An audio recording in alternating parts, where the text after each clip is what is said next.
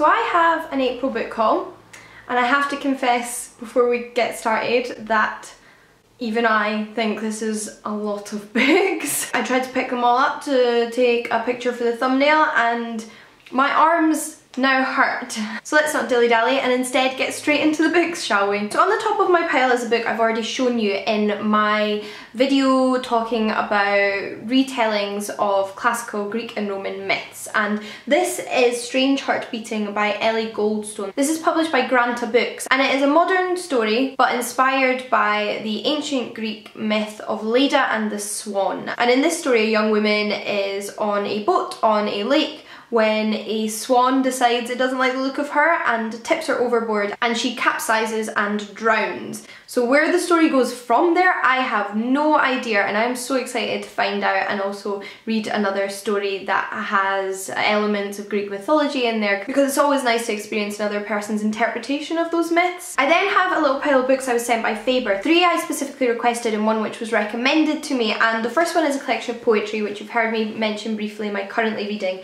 and that is British Museum by Daljit Nagra. This is the first time I've read a poetry collection by this poet, but so far I'm enjoying it, and it will of course be my April wrap-up, but this poetry collection deals with themes of migration and cultural integration, the legacy of British politics and history, and yeah, I think those all sound like pretty good poetry themes, don't they? I then requested The Disappearance of Emile Zola by Michael Rosen. This is a non-fiction book about Emile Zola, the French author. It says Love, Literature and the Dreyfus Case. And I have only actually read one of Emile Zola's novels so far, Thérèse Racan, but adored it, and I love Michael Rosen. He's one of my favourite children's authors, he's one of my favourite adult and children's poets, and I have never read a non-fiction book by him, so I'm so intrigued to read one by him as well as learn a little bit more about Zola, because it sounds like he had quite an interesting life by the sound of it. He was apparently a major campaigner for the innocence of Dreyfus in the Dreyfus affair,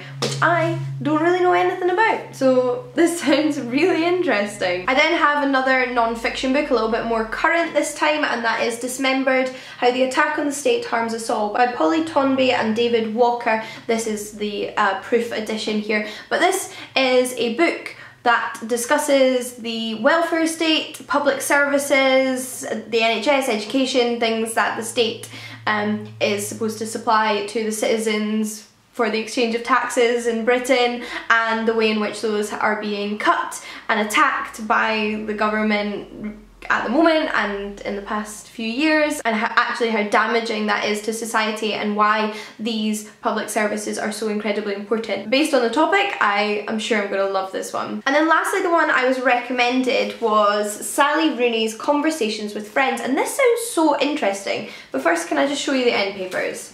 How awesome are these end papers? So this book is essentially a written version of conversations between friends. It's about Francis, Bobby, Nick and Melissa, 4 characters who ask each other endless questions.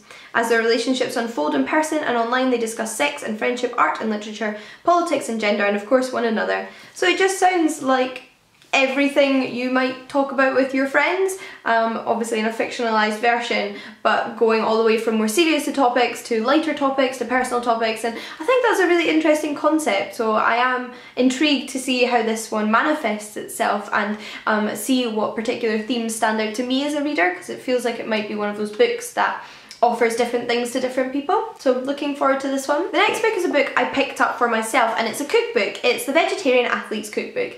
I am not an athlete, let's be honest here. I do try to work out and walk places, but athlete is not a word I would use to define myself. However, this is a cookbook that was recommended to me by a family friend who just said that she was loving the recipes, and she's also a vegetarian, and it says more than 100 delicious recipes for active lifestyle. And I think one of the major elements I gather from this cookbook, flicking through it and hearing about it, is that it's not heavily reliant on kind of processed carbohydrates that don't have as much nutrition in them, so like pastas and bread. And it's not to say those things are bad for you in moderation, but I think it's really easy to become reliant on them as a vegetarian. So this looks amazing. I have taken some inspiration from a few of the salads in here so far, but haven't really committed to a full recipe yet. But from reading through them, they look really easy, really tasty, really healthy, full of protein. Yeah, and I am really excited to dive more into this one. I really like having physical cookbooks with photographs. I just think it makes all the more difference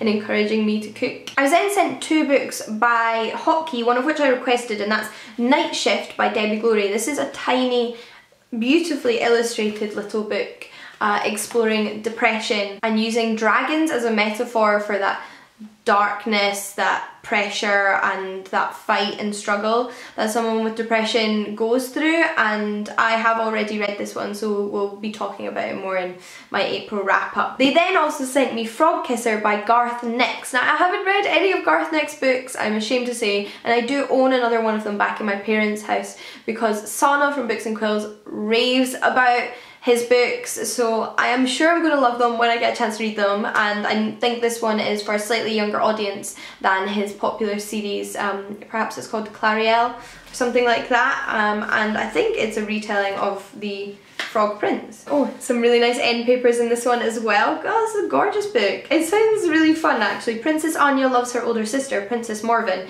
even though Morven can, frankly, be rather annoying. For example, she refuses to kiss the frog, which Anya has cleverly rescued at her request and turn him back into a prince. And then I think Anya has to save her kingdom, so sounds pretty awesome. The next book I have is a proof that I picked up at work because there was spare copies going, and that is Perfect Little World by Kevin Wilson. This is about a sort of research project that's set up in a community where all of the children are raised without knowing which adults in this community are actually their parents. It's called the Infinite Family Project, and it's sort of meant to be some sort of utopian society that this academic or scientist is trying to establish, but I get the impression that things do not go as pleasantly as the participants would have hoped. I get kind of Dumb House vibes from this, not gonna lie, although in very many ways it sounds completely different. There's just something about it that I'm like, is that the direction it's going to go in? Is it going to be really dark? I was then sent a book by Zed Books, which I didn't request but sounds very interesting, and that is Why the Dalai Lama is a Socialist. And I believe this one is exploring the similarities between Buddhism and socialism in certain manifestations, I'd imagine, and I don't know terribly much about it, but I think that's a very fascinating concept. I myself am a socialist. I remember studying Buddhism in RE in school and thinking it was fascinating and really enjoying certain aspects of it. So I do find the idea of this book really, really interesting. It was inspired by the Dalai Lama himself, who declared himself a socialist, and it's written in reaction to certain people who see those things as not compatible. So yeah, it sounds really interesting. I then have a collection of short stories, which I think you're going to be seeing a lot on BookTube because I've already seen it on a few channels and it's gorgeous and sounds amazing, so I imagine it's going to be quite popular, and that is Swimmer Among the Stars by Kanish Tharoor. And I can't do this any more justice than reading, and I can't really do this any more justice than reading you the description on the back. So it says, an interview with the last speaker of a language, a chronicle of the final 7 days of a town that is about to be razed to the ground by an invading army. The lonely voyage of an elephant from Kerala to Princess's Palace in Morocco. A fabled cook who flavours his food with precious stones. A coterie of international diplomats trapped in near-Earth orbit. A stunning collection of short stories from a remarkable new writer. What more can I say? Plus look at the foiling on this book. Stunning. And then the last 6 books are in fact the shortlist for the Bailey's Women's Prize for Fiction, and I was sent all of these by the team over at Bailey's, and I have already started 3 of them. And the ones I've started are The Power by Naomi Alderman. I'm almost finished this one. It's a kind of science fiction dystopian-esque story where women suddenly have the power in their hands. Something has happened genetically, which means most of the women on the planet can now use this kind of electrical force, which gives them a physical power that they never had before, and it's about how the world order shifts and changes and people's reaction to this power, and it's so interesting. I will definitely be talking more about this one once I've finished it. You can also hear a few more of my thoughts as I'm reading it in my currently reading video if you didn't see that. Another one I talked about in my currently reading video was Stay With Me by Ayobami Adebayo, and now I'm almost finished this one as well, and this one has been so fascinating. It's set in Nigeria and predominantly follows Yejide, who is a Nigerian woman who hasn't yet been able to fall pregnant, so her husband marries a second wife. and it's about their relationship, it's about her struggle with pregnancy and getting pregnant, and the pressures put on her as a woman by society, and it's also set against the backdrop of sort of political turmoil in Nigeria in the 1980s. So those little tidbits are really fascinating, but the story itself is just very heart-wrenching and moving, and I've really fallen in love with Yejide, to be honest. Really enjoying this one. Now the next one I have started, but I barely read any of it, so I don't really have any thoughts yet, and that's The Dark Circle by Linda Grant. This one is set just after World War II, and it follows two siblings who are sent to a tuberculosis hospital because they've contracted tuberculosis, and I gather that it's kind of just about them getting to know the different patients there, who are a real mixed bunch of people who have now been, you know, put in this same place together, you know, equalised by that disease. So it'll be really interesting to see how it progresses and kind of what happens there between the characters. I'm basically just at the point where they're just at the hospital now.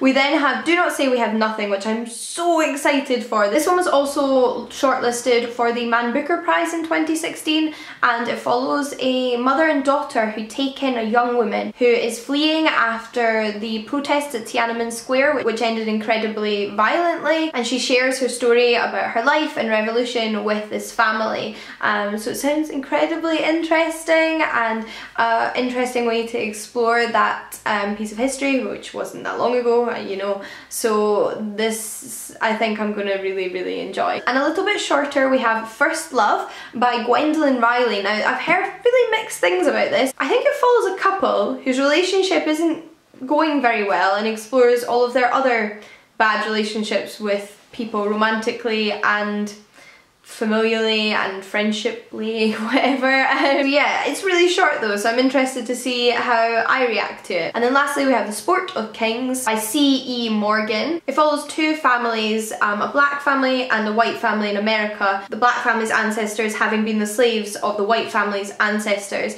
and their relationship now, and when they meet and under what circumstances and how that unfolds. I am guessing it's something to do with horse racing based on the cover, so perhaps that's how their families intertwine. We will see. But finally we've come to the end. Those are all of the books I have been sent by publishers or picked up for myself this month.